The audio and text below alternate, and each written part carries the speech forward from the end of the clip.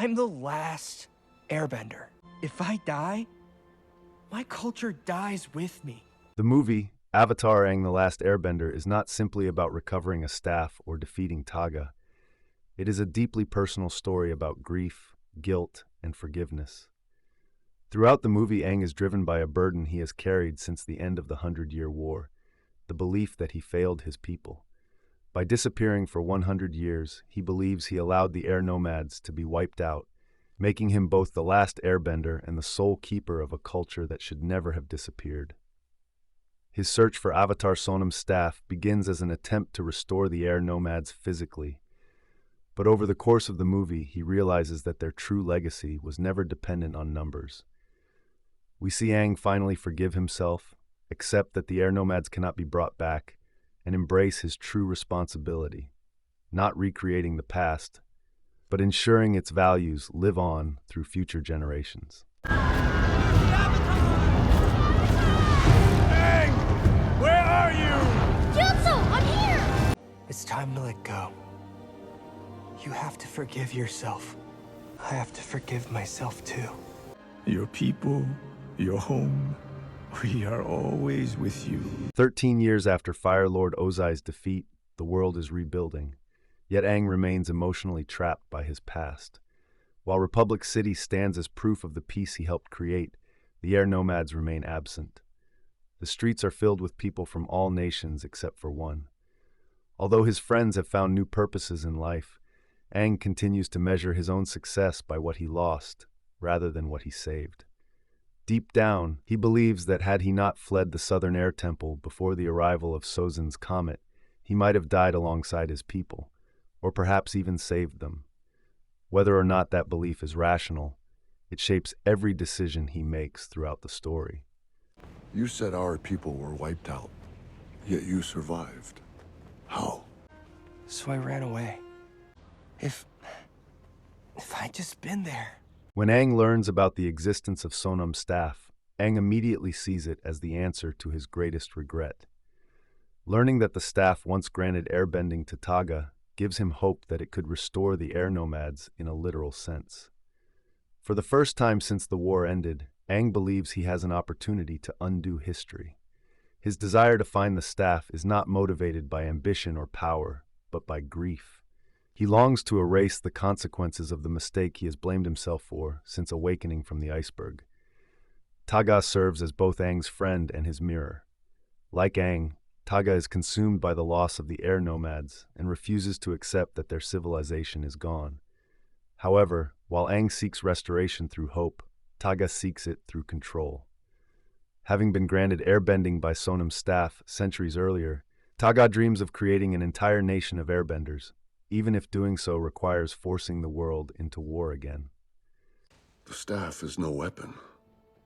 It is a gift. Sonam used the staff to give people airbending. If we found it, I could bring airbending back to the world. The staff is the only way we can create a new air empire, one capable of defending itself. But if I must build a new air empire alone, so be it. Initially, Taga serves as a mentor figure to Aang. Their shared grief creates an immediate bond, and Taga's knowledge of forgotten airbending traditions rekindles Aang's hope that his people can truly return. The more time Aang spends with him, the more he imagines a future where he is no longer the last airbender. Yet Katara recognizes what Aang cannot. Taga is not motivated by healing but by resentment. His dream is rooted in vengeance against a world he believes failed the air nomads, making his desire for restoration inseparable from his hatred. Aang learns of this from Sonam herself. She explains that she herself imprisoned Taga after witnessing how grief had transformed him into someone willing to misuse her staff. Rather than preserving the air nomads, Taga had begun betraying the very values they represented. Compassion, humility, detachment, and respect for all life had been replaced by anger, superiority, and obsession. This is how Sonam taught me! Feel the energy that tethers us.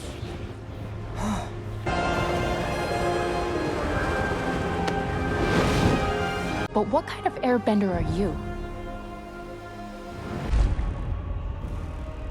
Taga watched as his brothers and sisters were all slaughtered. You speak of peace. There will never be peace among the elements. There never was. Although Aang's intentions are kinder than Taga's, his own pursuit of the staff has not been entirely different. Both of them are attempting to reverse history instead of accepting it. They have become so focused on rebuilding what was lost that they risk losing sight of what actually made the air nomads unique. When Taga accuses him of abandoning the air nomads, he gives voice to the very accusation Aang has repeated to himself for over a century. The words cut so deeply that Aang briefly loses himself to a corrupted avatar state fueled by guilt and self-hatred rather than balance. For perhaps the first time, his greatest enemy is not an external force, but his inability to forgive himself. What saves Aang is not more power but a memory. His thoughts return to Monk Gyatso, whose love and guidance remind him of what it truly meant to be an air nomad. Gyatso never taught him to dwell on failure or seek revenge against fate. Instead, he taught compassion, balance, kindness, and acceptance. Earth killed my people. Fire killed yours. You should have run away like you did all those years ago, little Avatar. You have the power the air nomads need. Maybe there is hope for you after all. But you must be prepared to do what frightens you the most. We carry the same weight. A grief no one else could possibly comprehend. But you and I can heal the past. We can't erase the pain of the past. We couldn't save them. Those teachings remind Aang that honoring his people does not require resurrecting them. It requires living according to the principles they cherished. Aang then makes the decision to destroy Sonam's staff. The staff is a representation of everything Aang thought he needed. It promised more airbenders, the restoration of his culture, and freedom from his guilt. Destroying it means willingly giving up that dream. It is not a defeat, but an act of acceptance. By destroying the artifact, Aang rejects the fantasy that the past can be undone. Instead, he chooses to protect the future from repeating the mistakes born from grief and obsession. The destruction of the staff also frees Taga. Taga has been imprisoned by his inability to forgive himself for surviving while others died. When Aang reaches out to him with compassion rather than hatred, Taga finally accepts what he never could. The tragedy of the air nomads cannot be undone.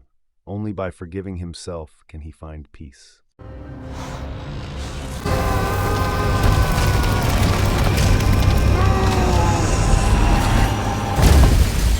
Aang, you will do so many great things as the Avatar. Then we return to the eternal wind. But I know now that the true power of the air nomads was never their bending. It was their values. In helping Taga let go, Aang unknowingly completes his own journey. Their stories are parallel reflections of one another, with each finding healing through the same act of forgiveness. Aang no longer defines the air nomads by their survival as a nation, but by the endurance of their ideals. Aang begins building a new air temple and welcomes air nomad acolytes who embrace the culture, regardless of whether they can bend air. Life continues, traditions endure, and the spirit of the air nomads survives through those who choose to live according to their teachings. At the beginning of the story, Aang believes he must undo history to make amends for his century-long absence. By the end, he realizes that his responsibility was never to recreate the past, but to carry its wisdom into the future. The air nomads may be gone as a people, but their philosophy of peace, compassion, freedom, and balance can never truly disappear as long as someone continues to live by those values. It's time to let go. You have to forgive yourself. I have to forgive myself too. The first new air temple in centuries. Republic City is finally complete. As my new acolytes, you'll be helping me preserve our culture for future generations. Your people, your home, we are always with you. Forgiveness was the final stage of Aang's healing. Aang cannot change the fact that he disappeared for 100 years, nor can he undo the death of his people. But what he can do is refuse to let guilt define the rest of his life. By destroying the very object he once believed would redeem him, he symbolically releases the impossible burden of fixing the past. In forgiving Taga, he learns to forgive himself. And in accepting that the air nomads live on through their teachings, rather than their numbers, Aang finally finds peace. Not as the last airbender clinging to what was lost, but as the first teacher of a new generation who will carry the spirit of his people into the future.